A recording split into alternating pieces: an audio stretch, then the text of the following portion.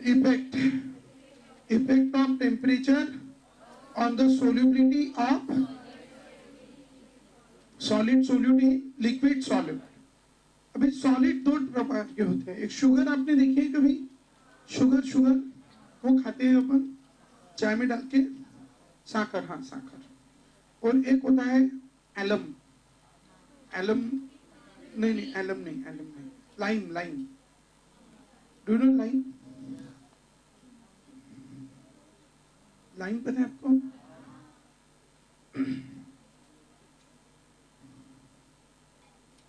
ठीक है, लाइम क्या होता है? लाइम देखा है क्या आपने? कैसा वाला देखा है, सॉलिड वाला कि लिक्विड वाला? सॉलिड, दोनों देखा है। तो मैंने दो डब्बे लिए, इसका टेम्परेचर था 25 डिग्री सेल्सियस और इसका भी टेम्परेचर था 25 डिग्री सेल्सियस। पानी लिया इसमें, ठीक है। अब इसमें हमने ऐड करी, ठीक है, एक इसमें हमने ऐड की शुगर, ठीक है, एक इसमें क्या ऐड की बच्चों? शुगर। और दूसरे में ऐड किया आइम। Tell me what happened? यहां पे शुगर ऐड की और यहाँ पे लाइम, तो क्या होगा? शुगर इसमें खुद होके पूरी डिजोल्व हो जाएगी क्या? हाँ, होगी क्या? 5 मिनट के अंदर इतनी बड़ी शुगर डाली, हाँ, और लाइम हो जाएगा। तो क्या फर्क है? लाइम का जो फाइनल यहाँ पे टेम्परेचर देखोगे तो वो कितना होगा? 25 से ज्यादा कि 25 से कम? 25 से ज्यादा होगा, और यहाँ पे 25 से कम। ऐसा क्यों होता है? आपने देखा है क्या प्रैक्टिकली कभी एक्सपेरिमेंट? नहीं देखा होगा, है ना? सुना है सिर्फ। पुराने जमाने में रहते थे, घर को चूना मारते थे ना, ठीक है, तो वो लाते थे खरीद के और फिर बकेट में डालते थे और फिर उसमें क्या डालते थे? लाइम, पानी, बकेट में पानी डालते थे फिर लाइम डालते थे। ये पहले चूना डालते थे, बाद में कुछ भी डाल गया, ठीक है, समझ गए? तो वो बकेट ऐसा वो बॉईल करता था ऐसा, बुड़ बुड़ बुड़ बुड़, और फिर उसका बकेट पूरी गर्म आ जाती थी, ठीक है। तो दिस एक्सपेरिमेंट शोज दैट कि when the lime dissolve in water it release the heat energy and such reactions are called exothermic reaction. Exothermic reaction. What is the exothermic reaction? The reaction in which heat energy is evolved, बराबर, released or evolved। ऐसे reaction को हम कौन सी reaction कहते हैं? Exothermic reaction, ठीक है। once more, what is exothermic reaction? The reaction in which heat energy is evolved। लिखा है क्या आपने ये? ठीक है, तो समझने के लिए मार्जिन के ऊपर भी लिख सकते हो या किधर भी लिख सकते हो, ठीक है। एक्सोथर्मिक रिएक्शन लिखो, the reaction in which heat energy is evolved is called exothermic reaction। The reaction in which heat energy is evolved is called exothermic reaction। Exothermic reaction, दो लाइन की जगह छोड़ के उसके नीचे लिखेंगे endothermic reaction. Endothermic reaction, endo अंदर आने दो, ठीक है। एंडो मतलब आने दो, किसको? थर्मो, थर्मो मतलब हीट, हीट को अंदर आने दो। जिसमें हीट को अंदर आने देते वो एंडोथर्मिक, और जिसमें हीट को बाहर जाने देते वो एक्सोथर्मिक। तो what is endothermic reaction? The reaction in which heat energy is absorb, ठीक है। The reaction in which heat energy is absorb.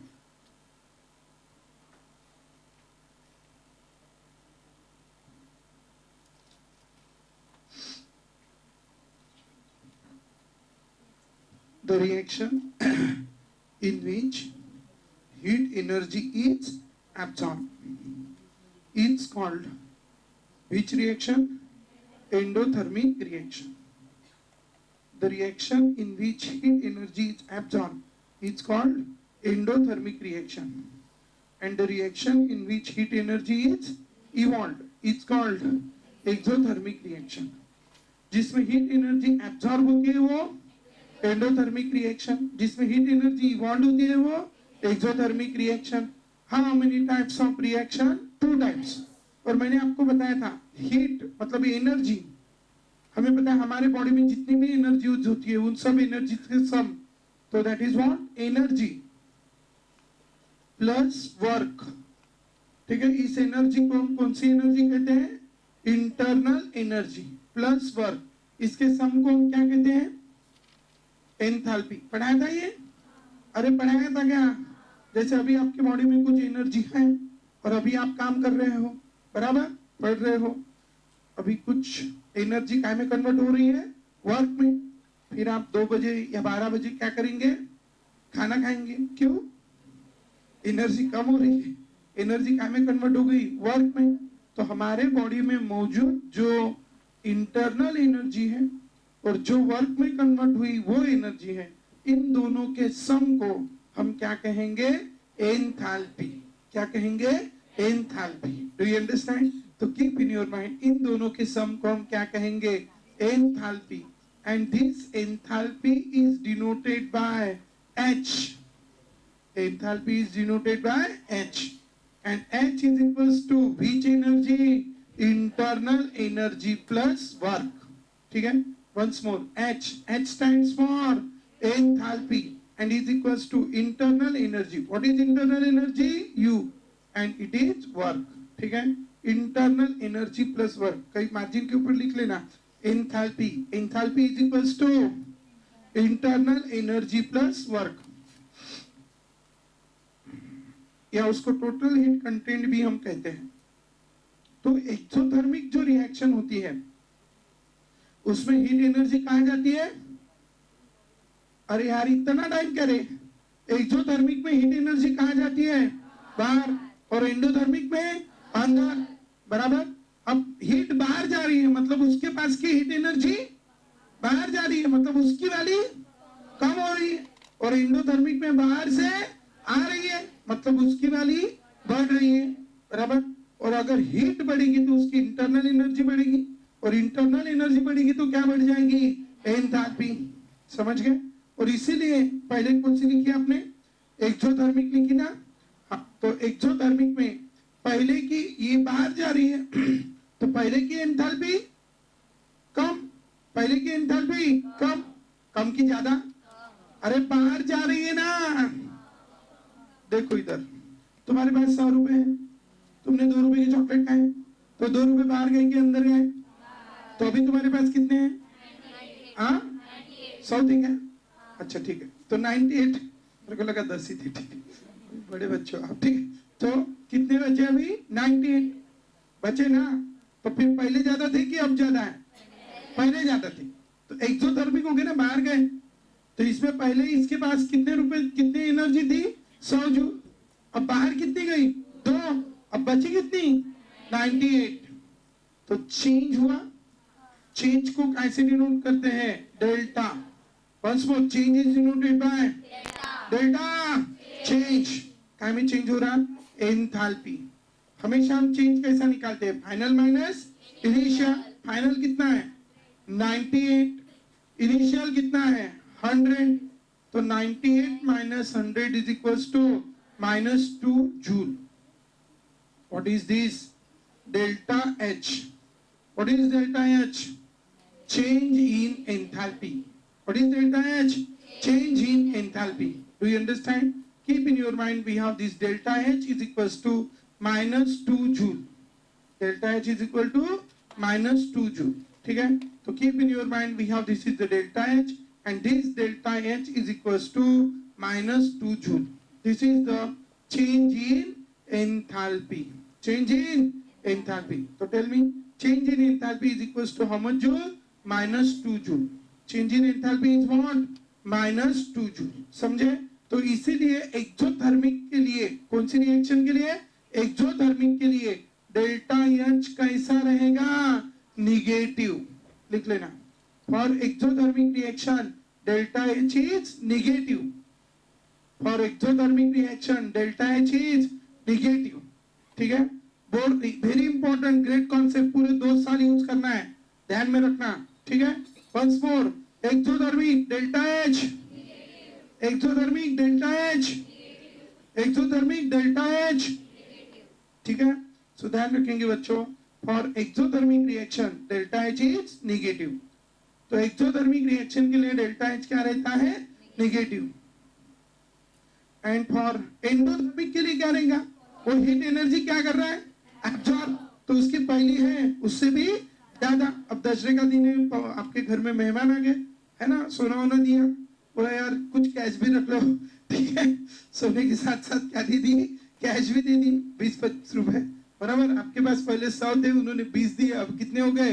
120। अब फाइनल कितना है? 120 और इनिशियल 100। तो फिर 120 माइनस 100 20। कौन सा, प्लस की माइनस? प्लस। समझ गए? तो एंडोथर्मिक के लिए लिखना, for endothermic, this is for exothermic, for exothermic reaction and for endothermic reaction delta H is positive.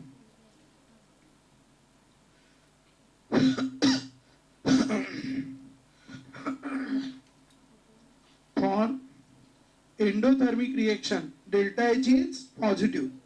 For exothermic reaction, चांगलं सांगा, for exothermic reaction, once more, for exothermic reaction, for exothermic reaction, delta H is, for exothermic reaction, delta H is, for endothermic reaction, delta H is, for exothermic reaction, delta H is, for exothermic reaction, delta H is, for endothermic reaction, delta H is। किसी को कोई problem? Any doubt? चालायचं? आवडलं? छापलं? चला, अभी मेरे को बताओ, अभी मेरे को ये कहाँ गए अपना, हाँ, ये शुगर को जल्दी डिसॉल्व करना है इसमें, तो हम क्या करते हैं? उसको फ्रीज में रखते हैं, बराबर। हाँ, गैस पे गरम करते, मतलब उसको क्या करते हैं? हीट करते, मतलब वो क्या करता है? हीट एनर्जी एब्जॉर्ब, तब जाके वो अच्छे से डिसॉल्व होगा, बराबर। ज्यादा डिसॉल्व होगा कि कम? ज्यादा, मतलब 1 लीटर में ज्यादा डिसॉल्व हो गया, पहले 3 ग्राम डिसॉल्व हो गया, बाद में 10 ग्राम डिसॉल्व हो गया, तो क्या बढ़ गई उसकी? नंबर ऑफ मोल्स भी ज्यादा डिसॉल्व होंगे, और नंबर ऑफ मोल्स ज्यादा डिसॉल्व हो गए तो number of moles per unit पर लीटर क्या है? वो सोलिबिलिटी। तो उसकी सोलिबिलिटी बढ़ जाएंगी, कम हो जाएंगी? बढ़ जाएंगी। नॉर्मल टेम्परेचर पे 5 ही मोल डिसॉल्व हुए थे, लेकिन जब टेम्परेचर बढ़ा दिया तो बचे कुछ भी डिसॉल्व हो गए, बराबर। मतलब उसकी क्या बढ़ गई? Solubility, as we increase the temperature, बराबर। And this means that it is a which reaction? Endothermic की एक्सोथर्मिक? एंडोथर्मिक। तो what I can say for endothermic reaction, as the temperature increases, their solubility increases. Are you understanding? For which reaction? Endothermic reaction. For which reaction? Endothermic reaction. As the temperature increases, तो solubility increases. जैसा भी temperature बढ़ेगा solubility भी बढ़ेगी, और temperature कम हुआ तो solubility भी कम होंगी। तो what I can say for endothermic reaction? The solubility is directly proportional to the temperature, directly proportional to the temperature। और इसीलिए मैं क्या कहूँ, for the which reaction? endothermic reaction। लिखो, for endothermic, ये पूरा नॉलेज वाला, इसको डब्बा कर दो, ठीक है? अभी तक जितना भी पढ़ा हमने फैक्टर्स में, ये परीक्षा में लिखने की जरूरत नहीं है, डोंट राइट इन एग्जाम, कर लो उसको, ठीक है? जो अपन ने हेडिंग दिया है ना फैक्टर्स, ये वाला नहीं, पूरा अभी तक जितना पढ़ा अपन ने हेडिंग के अंदर में जो पढ़ा, समझ गए? क्या क्या पढ़ा हमने? एक्सोथर्मिक, एटोमिक एंड ऑल, हमने हेडिंग देके रखा था ना, इफेक्ट ऑफ। हाँ, तो उसके अंदर जो भी अभी आपने लिखा होगा, endothermic, exothermic, delta H, positive, negative, whatever it is, ये आपको काय के लिए है? समझने के लिए। अभी काम की चीज उसके सामने है, जो इफेक्ट ऑफ सोल्यूबिलिटी। क्या है effect of solubility? For which reaction? Endothermic reaction. Solubility is directly proportional to the temperature. देखो, for endothermic reaction, for endothermic reaction क्या रहता है एंडोथर्मिक के लिए? Delta H. देखो आज क्या है, तुमको याद नहीं आ रहा दिमाग, ठीक है, कल 10 बार लिख के लाओ इसको। एंडोथर्मिक का डेल्टा एच पॉजिटिव, एक्सोथर्मिक का डेल्टा एच नेगेटिव, ठीक है। चलो once more, for endothermic reaction delta H positive, चांगलं बोला, for endothermic reaction delta H positive. और दूसरा लिखो, for exothermic reaction, for exothermic reaction delta H is negative. For exothermic reaction delta H is negative. For exothermic reaction delta H is negative, ठीक है। Endothermic का delta H positive, once more, endothermic का delta H positive, ठीक है। सो effect of, क्या पढ़ रहे हैं हम? Effect of temperature on solubility, solubility of solid in liquid, in liquid solvent, ठीक है।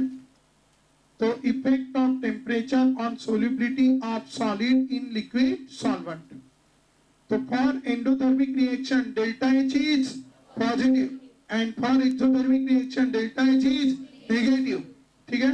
Endothermic delta H, endothermic delta H, exothermic delta H, endothermic delta H, exothermic delta H, clear? Once more, for which reaction? Endothermic reaction delta H is positive and for exothermic reaction delta H is negative. Endothermic delta H, endothermic delta H.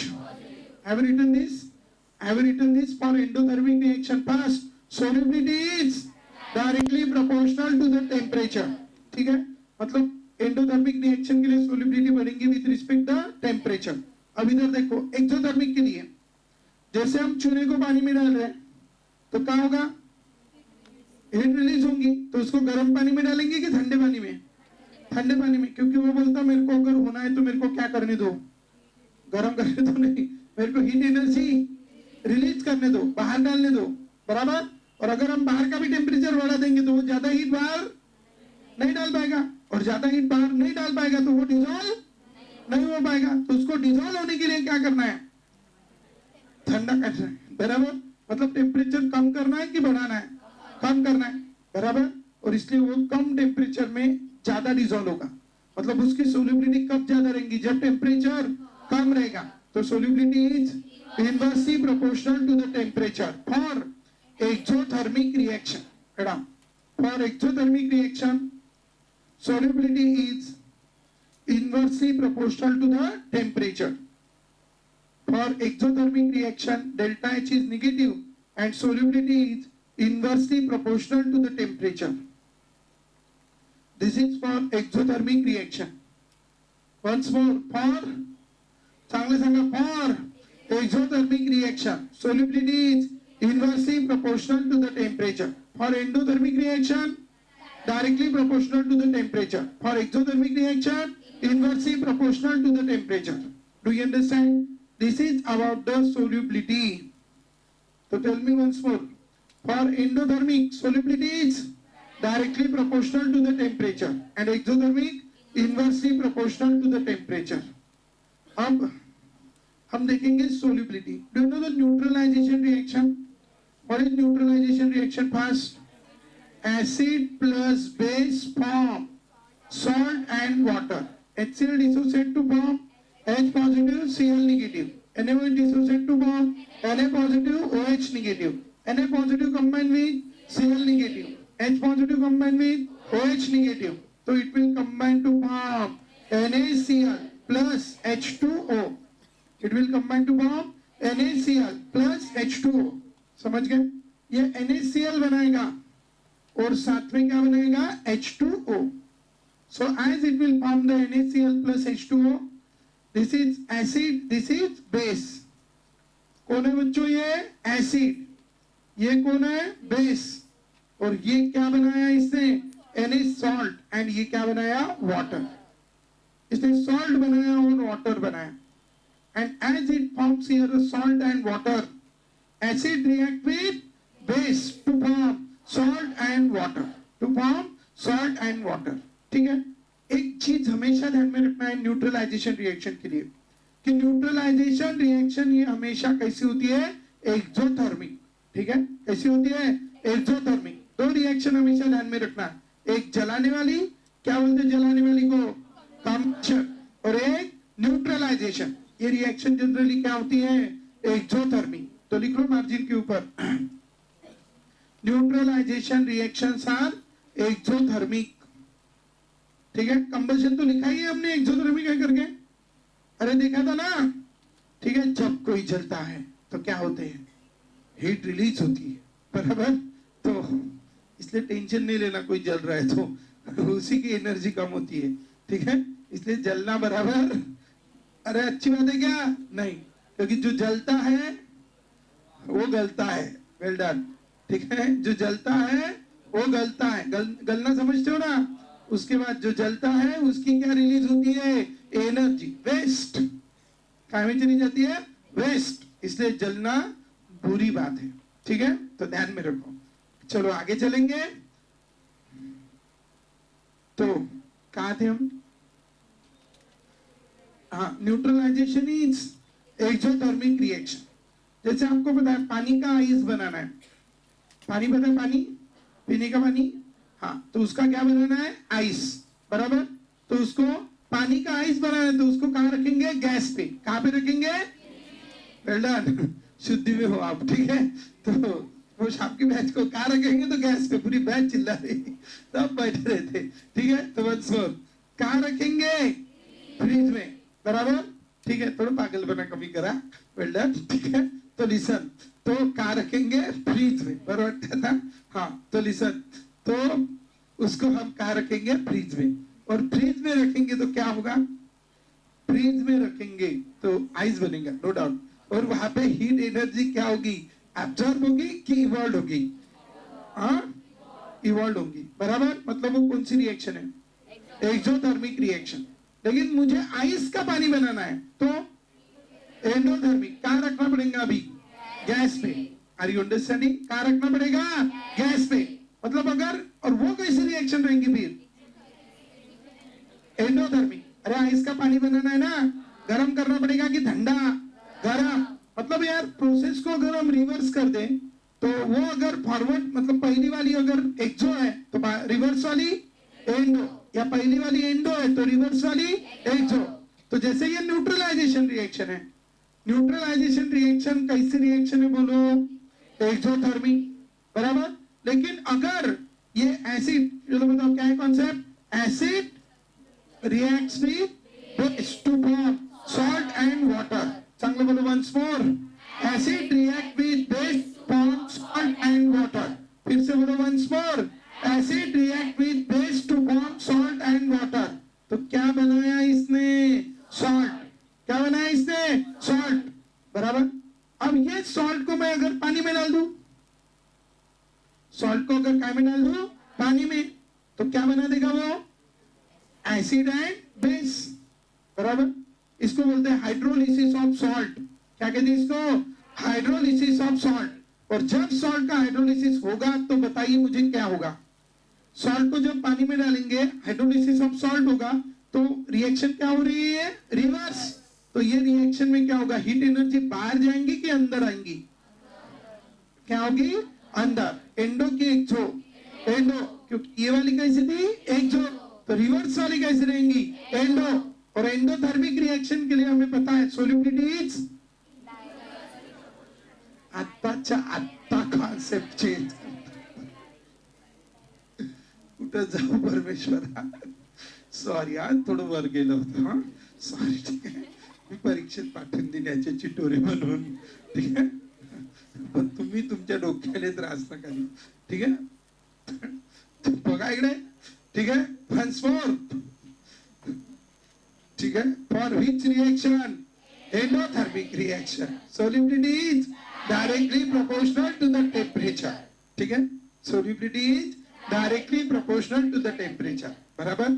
तो जब हम salt का hydrolysis करेंगे, क्या करेंगे? Salt का hydrolysis, तो क्या होगा?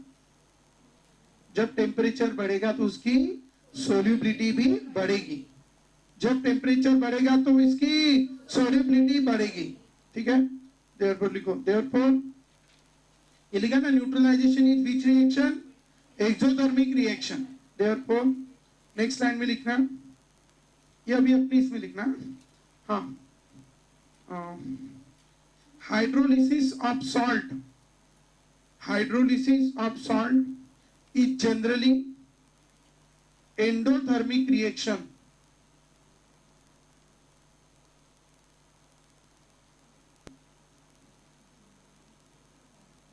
Hydrolysis of salt is generally endothermic reaction.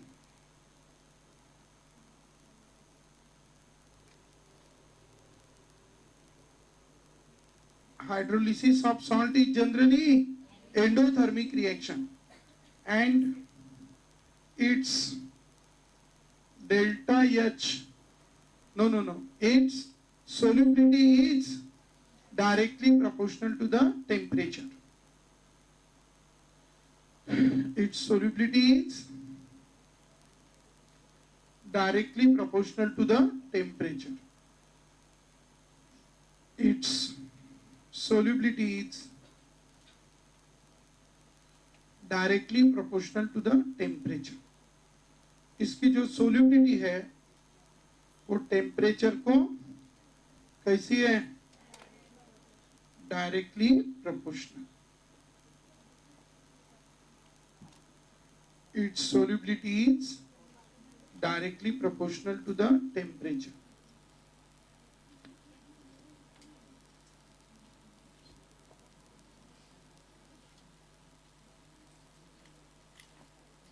So I have taken here two axes, that is x and y.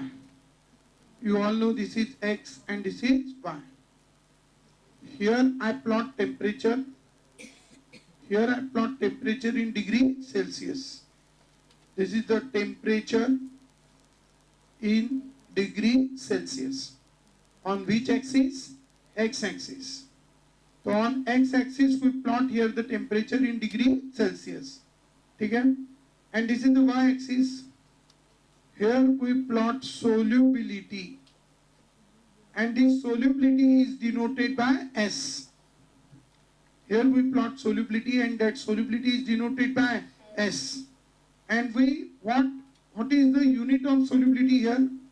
That is the moles of solute dissolved in 100 gram of water. Moles या mass of solute dissolved in 100 gram of water. मतलब 100 ग्राम में solute का जितना मास dissolve हुआ होगा, मास ही लेते हम. कभी 50 ग्राम डिसॉल्व हुआ, तो कभी 100, तो कभी 150, तो कभी 200, तो 250. ये 100 ग्राम में कितना डिसॉल्व हुआ? ठीक है. At respective temperature, at respective temperature. अभी आपको पता है सॉल्ट, सॉल्ट जब पानी में डूबता है, I just take here salt KNO3 और इसमें मैंने पानी डाला. पोटेशियम हैज अ, अच्छा अरे एवढं वेळा झालं यार. पोटेशियम फर्स्ट ग्रुप के metal has a donate 1 electron. लिहा, लिहून घ्या, 5व्या लिहिजा. तुम्हाला सदा अशीच भेटेल, लक्षात ठेवा. ठीक आहे. बस काही कुणाला बोलायचं नाही, काही नाही. 10 वेळा लिहायला लावायचं, अभ्यासही होते आणि सजाही भेटते. ठीक आहे. हाँ, चलो सारे बोलो. पोटॅशियम हैज अ, बघा अजून 6 वेळा लिहिजा. ठीक आहे. आवाजच सांगून राहिला. ठीक आहे. Once more. Potassium has a tendency to donate 1 electron. बरं ठीक आहे, जाऊ 5च व्हॅल्यूज आहे, ठीक आहे. हा तो नेक्स्ट KNO3 कोणही आहे पोटॅशियम. तो ones more potassium has a 6 values आहे, जाऊ दे, ठीक आहे. का आवाजच नाही का, 6 व्हॅल्यूज आहे, ठीक आहे. हा चलो वन्स मोर पोटॅशियम हॅज अ, ठीक आहे. नाही नाही 6 ते सजा आहे ना, ते मधात तुम्ही एनर्जी डाऊन केली. तो potassium has a tendency to donate 1 electron, so it carry 1 positive and NO3 carry 1 negative. That NO3 is called nitrate ion. Which ion? Nitrate ion. Do you understand? और ये पानी है पीने का, है ना, आपको पता ही है. हाइड्रोजन की इलेक्ट्रोनिगेटिव्हिटी 5 व्हॅल्यू आहे, ठीक आहे. मग सगळे कुठे गेले, दिमाग खराब नाही करायचा सकाळी सकाळी. हाइड्रोजन की 2.1, हाँ, ऑक्सीजन की 3.5, who's more? Oxygen more. Oxygen carry, आणि बॉईज कडून आवाज कमी आला तर फक्त बॉईज सांगेन, ठीक आहे. हा तो किसकी, ठीक आहे नाही, ठीक आहे. तो tell me once more, who's more? Oxygen. It carry negative charge, hydrogen carry positive charge, positive negative attraction. K positive combine with OH negative, H positive combined with NO3 negative, combined to form K plus H NO3. Which acid? Nitric acid plus KOH, potassium hydroxide. ये इसको बोलते caustic potash. KOH का नाम क्या है? Caustic potash. NaOH का नाम क्या है? Nitric acid. NaOH को बोलते हैं कॉस्टिक सोडा. काय सोडा? Caustic soda. तो लक्ष द्या. तो this is what KOH plus this is HNO3. So don't worry, come back. So we have, this is the 50 gram, this is 100 gram, this is 150 gram, this is 200 gram, and this is 250 gram. ठीक है? Are you understanding? These are the different gram. ठीक है? After having these different gram, अब हम देखेंगे इधर और कुछ देखेंगे, ठीक है. सो टेम्परेचर, बेटा रोना नहीं, अच्छे बच्चे रोते नहीं है, ठीक है. हाँ तो और बहुत सारे सॉल्ट लूंगा मैं. NaNO3 चलो डालो फास्ट. अब डायरेक्ट बनाओ फास्ट. NaNO3 में पानी डाला, हाइड्रोलिसिस फास्ट. चांगलं बोलो. Plus HNO3. चलो नेक्स्ट.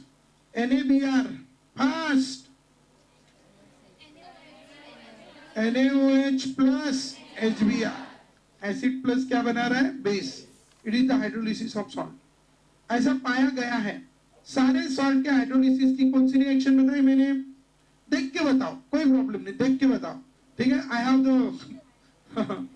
एंडोथर्मिक. धन्यवाद, ठीक है.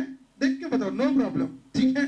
हाँ तो वंस मोर, सारे हाइड्रोलिसिस ऑफ सॉल्ट की कौन सी रिएक्शन है?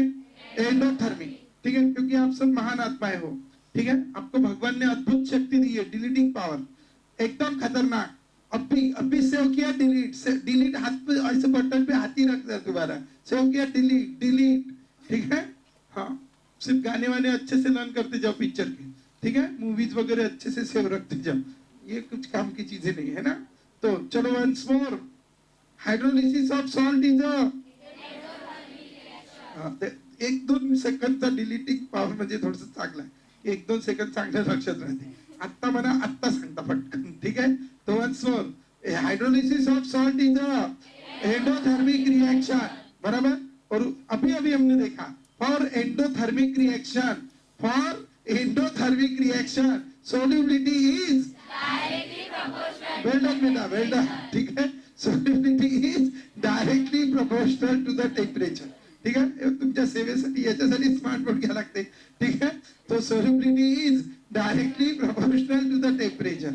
Now as solubility is directly proportional to the temperature means what? As the temperature increases, solubility increases. Are you understanding? Once more, as the temperature increases, solubility increases. यहाँ पे temperature होगा कितनी है? 20 है क्या? ठीक है, जो भी होगा. यहाँ पे टेम्परेचर कम होगा और यहाँ पे टेम्परेचर ज्यादा, अरे होगा ना। तो फिर यहाँ पे कम टेम्परेचर है, कम टेम्परेचर है तो उसकी सोल्यूबिलिटी भी कम। जैसा जैसा इधर जाएंगे टेम्परेचर ज्यादा तो सोल्यूबिलिटी भी ज्यादा, इधर गए टेम्परेचर ज्यादा सोल्यूबिलिटी भी ज्यादा। तो जैसा जैसा हम इधर जाएंगे temperature increases, as the temperature increases solubility increases, once more, as the temperature increases solubility increases, so solubility is directly proportional to the temperature, once more, solubility is directly proportional to the temperature, once more, as the temperature increases solubility increases, बराबर समझ गए बच्चों। तो इसमें क्या होगा, temperature भी बढ़ेगा और सोल्यूबिलिटी भी बढ़ेगी। तो जो KNO3 है, KNO3, तो KNO3 के लिए ऐसा पाया जाता है कि इट्स सोल्यूबिलिटी इंक्रीजेस और ये ऐसी बढ़ती जाती है, ठीक है। किसके लिए, KNO3 के लिए सोल्यूबिलिटी ऐसी बढ़ती जाती है, नोट्स टाइप, ठीक है। तो दिस इज फॉर KNO3 यहाँ पे, ठीक है। This is for what, KNO3। तो keep in your mind for KNO3 solubility increases, उसी तरह NaNO3 के लिए भी क्या होती है, सोल्यूबिलिटी बढ़ती जाती है, ठीक है। विकला कर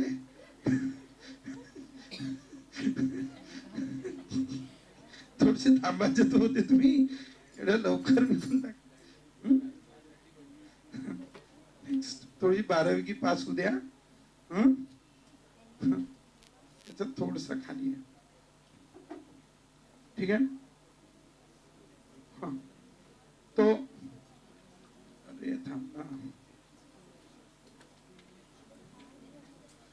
काढला का ग्राफ, नाही काढा, ठीक है। तो दिस इज फॉर KNO3, थोडस लवकर लवकर घ्या आता।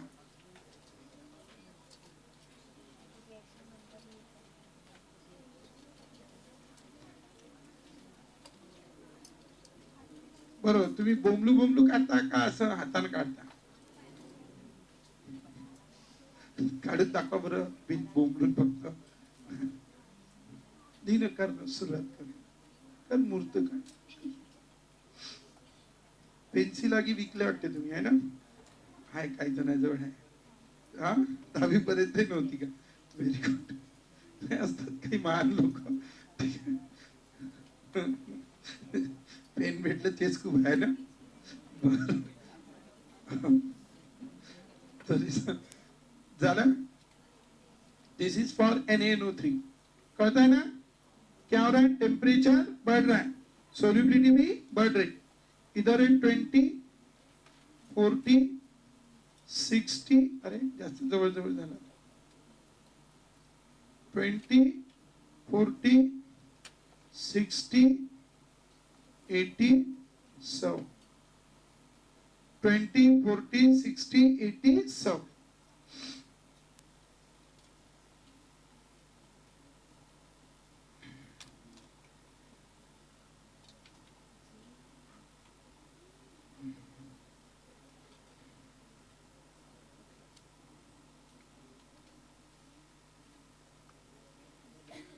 हाँ ये है NaBr, NaBr, उसके बाद है KBr, बोमलू का लिया लोको लोकर, KBr, नीचे वाले हैं NaCl और KCl, 50 के नीचे NaCl एंड KCl, बस हो गया। आप सारे ग्राफ देख लो, सारे ग्राफ में क्या हो रहा है, सारे ग्राफ में क्या हो रहा है, टेम्परेचर इंक्रीजेस सोल्यूबिलिटी इंक्रीजेस, सारे ग्राफ में क्या हो रहा है, टेम्परेचर इंक्रीजेस सोल्यूबिलिटी इंक्रीजेस। तो solubility directly proportional to the temperature, for which reaction, endothermic reaction.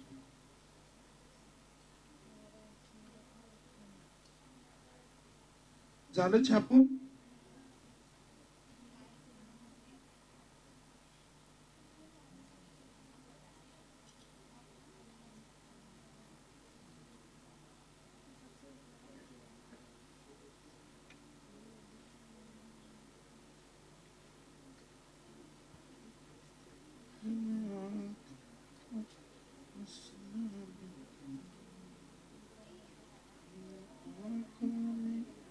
झालं का? नेक्स्ट चालू करे. बसतो इथंच. हा, कॉम्प्लेक्स. पहले क्या लिखा था? कॉम्प्लेक्स. ठीक है, पहले क्या लिखा था? कॉम्प्लेक्स. उसके बाद प्राइमरी बैलेंसिंग. मारतो तुला इंची बॉटल.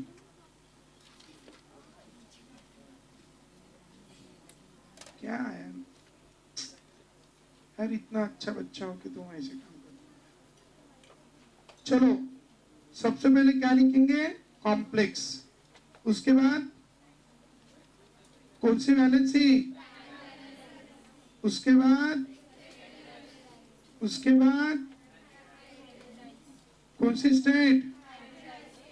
हाइब्रिडाइज.